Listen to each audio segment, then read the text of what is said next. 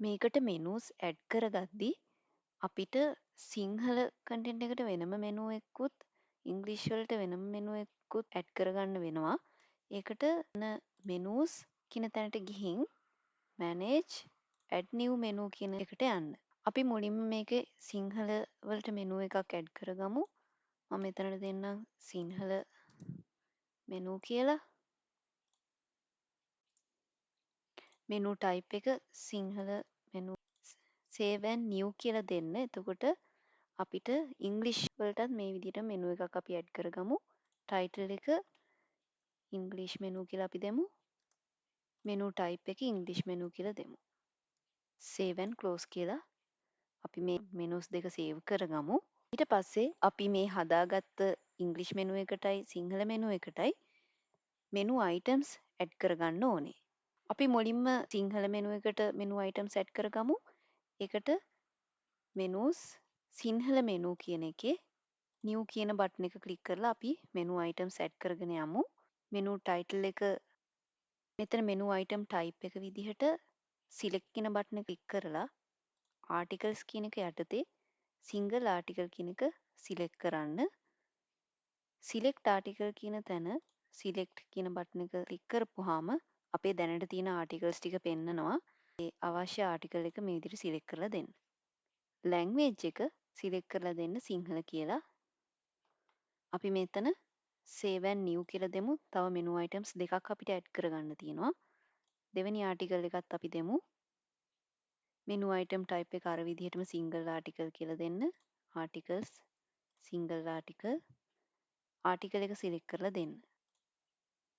language එක Sinhala. save and new.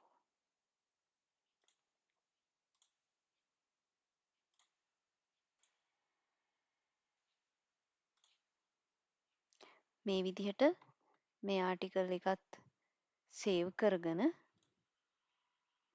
මේ විදිහට අපි සිංහල මෙනු එකට items add කරගත්තා. මේ විදිහටම අපි ඉංග්‍රීසි මෙනු එකටත් items add කරගමු. ඒකට menus English menu කියන තැනට ගිහින් new කියන බටන් එක ක්ලික් කරන්න. මේ විදිහට අපි titles දීලා අර විදිහටම article එක single article කියලා දීලා select article කියන තැන article එක select කරලා දෙන්න. ඊට පස්සේ අනිවාර්යයෙන්ම මෙතන language එක අපි දෙන්න ඕනේ.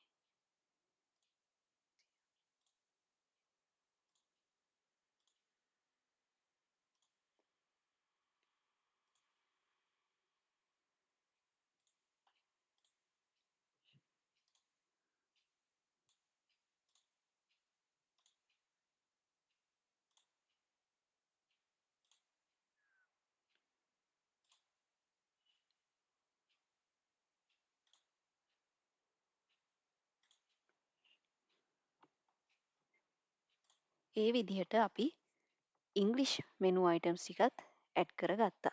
මෙතනදී ඔයාලා බැලුවොත් අපේ මේ menu items වල featured article එක select කරලා දෙන්න. ඔයාලා මෙතන English menu එකේ මෙතනින් ඔයාලට පුළුවන් home එක select කරලා දෙන්න default page එක. මම මෙතන about Colombo කියන article එක default page එක විදිහට select කරලා දෙනවා. ඒ විදිහටම සිංහල menu එකටත් ගිහිල්ලා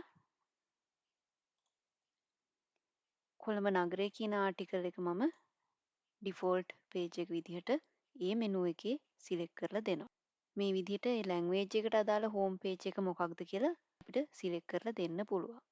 ඊළඟට අපි Joomla CMS එකට කියන්න ඕනේ ඉංග්‍රීසි ආටිකල් එකට අදාළ වෙන සිංහල ආටිකල් එක මොකක්ද කියන ඇසෝසියේෂන් එක අපි මෙතනදී සිලෙක්ට් කරලා දෙන්න ඕනේ. ඒකට ඔයාලා මේ විදිහට මෙනු අයිටම් එකක් සිලෙක්ට් කරලා අරගන්න. එතන තියෙනවා associations කියලා ටැබ් එකක්. මෙතනට ගිහිල්ලා ඔයාලා ආටිකල් එකට අදාළ ඉංග්‍රීසි ආටිකල් එක පහලින් සිලෙක්ට් කරලා දෙන්න. ඒකට select කියලා මේ විදිහට ඒකට අදාළ ඉංග්‍රීසි ආටිකල් එක මේ විදිහට තෝරලා දෙන්න. එහෙම දීලා අපි මේක save and close කරමු. ඒ විදිහටම අනිත් ආටිකල්ස් දෙකෙත් ඒ change එක කරගන්න. associations වලට ගිහිල්ලා select ඒකත් save කරගන්න.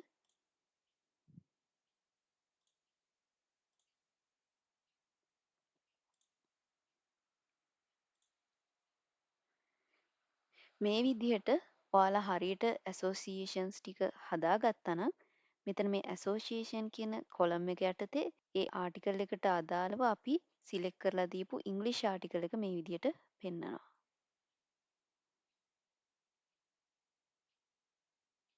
මේ චේන්ජස් ටික කරගත්තට පස්සේ වෙනමම හදාගත්ත සිංහල මෙනුව එකටයි ඉංග්‍රීසි මෙනුව එකටයි වෙනම මොඩියුල්ස් ඇඩ් කරගන්න ඕනේ. මොකද අපි දැන් මෙතන අපේ සයිට් එකේ ගිහිලා මෙතන රීෆ්‍රෙෂ් කරාට මොකුත් චේන්ජ් එකක් පෙන්වන්නේ නැහැ.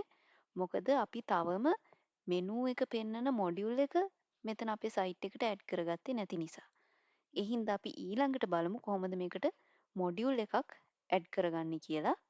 අප ඔයාලා ඇඩ්මින් පැනල් එකට ගිහින් මෙනූස් මැනේජ් කියන තැනට ගියපුවාම මෙතන ඔයාලා බලන්න ලින්ක්ඩ් මොඩියුල්ස් කියන කොලම් එක යටතේ අපිට පුළුවන් මොඩියුල්ස් ඇඩ් කරගන්න අපි අර ඇතුළත් කරගත්ත ඉංග්‍රීසි මෙනු එකටයි සිංහල මෙනු එකටයි. add module for this menu කියන එක සිලෙක්ට් කරන්න. එතකොට මේ විදිහට pop up එකක් එනවා. මෙතන ඔයාලා සිංහල මෙනු කියලා ටයිටල් එක දෙන්න. පොසිෂන් එක සිලෙක්ට් කරලා දෙන්න ප්‍රොටෝස්ටාර් ටෙම්ප්ලේට් එක යටතේ නැවිගේෂන් කියන පොසිෂන් එක ලැන්ග්වේජ් එක සිංහල එක save and close කියලා දෙන්න. ඒ විදිහටම ඉංග්‍රීසි මෙනු එකෙත් ඒ චේන්ජ් එක කරගමු. add a module for this menu button එක ක්ලික් කරන්න. එතන ටයිටල් එක දෙන්න ඉංග්‍රීසි මෙනු. පොසිෂන් එක නැවිගේෂන් කියන පොසිෂන් එක සිලෙක්ට් කරලා දෙන්න. ලැන්ග්වේජ් එක ඉංග්‍රීසි save and close.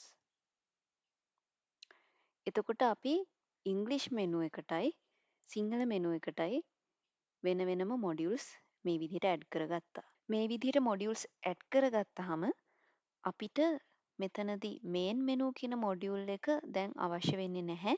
ඒ හින්දා අපි මේ මොඩියුල් එක අන්පබ්ලිෂ් කරගමු. ඒකට ඔයාලා එක්ස්ටෙන්ෂන් මොඩියුල්ස් කියන තැනට ගිහිල්ලා මේන් මෙනු කියන තැන මෙතන ටික් මාක් එක ක්ලික් කරන්න. එතකොට මේ මොඩියුල් එක මේ විදිහට අන්පබ්ලිෂ් වෙනවා. අපි සයිට් එකට ගිහින් රීෆ්‍රෙෂ් කරලා බලමු. එතකොට මේ විදිහට දැනට ඉංග්‍රීසි මෙනු එක පෙන්නනවා. මේක අපි හොරිසොන්ටල් විදිහට හදාගමු.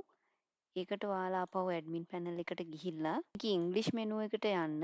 එතන ඇඩ්වාන්ස් කියන තැන මෙනු ක්ලාස් සෆික්ස් කියන එක nav pills කියලා මේ විදිහට දෙන්න.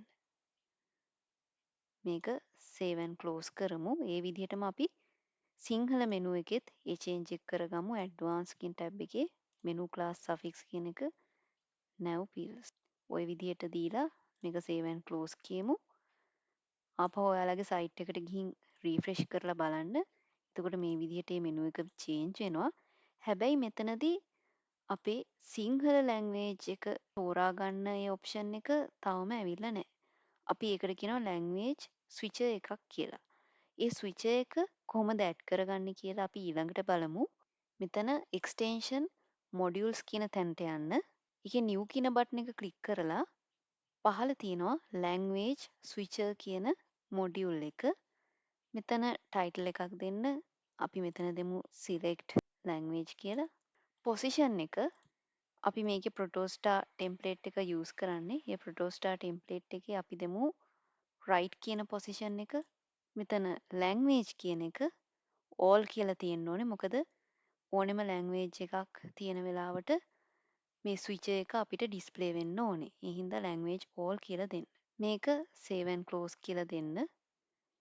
එතකොට ඔයාලට තව අලුතෙන් මොඩියුල් එකක් හැදෙනවා language switcher එකට. අපි දැන් සයිට් එකට ගිහිල්ලා රීෆ්‍රෙෂ් කරලා බලමු. එතකොට මේ විදිහට ඔයාලට language switcher එකත් පෙන්නනවා. එතන මට පුළුවන් language එක සිලෙක්ට් කරලා දෙන්න. දැන් මේ වෙලාවේ තියෙන අපේ ඉංග්‍රීසි ආටිකල්ස් ටික මම මෙතන සිංහල කියන එක ක්ලික් කරොත් ඒකට අදාළව සිංහල ආටිකල්ස් ටික මේ විදිහට ඩිස්ප්ලේ කරගන්න පුළුවන්. මේ විදිහට ඔයාලට මල්ටි ලැන්ග්වේජ් වෙබ්සයිට් එකක් Joomla CMS එක පාවිච්චි කරලා ලීසියෙන් හදාගන්න පුළුවන්.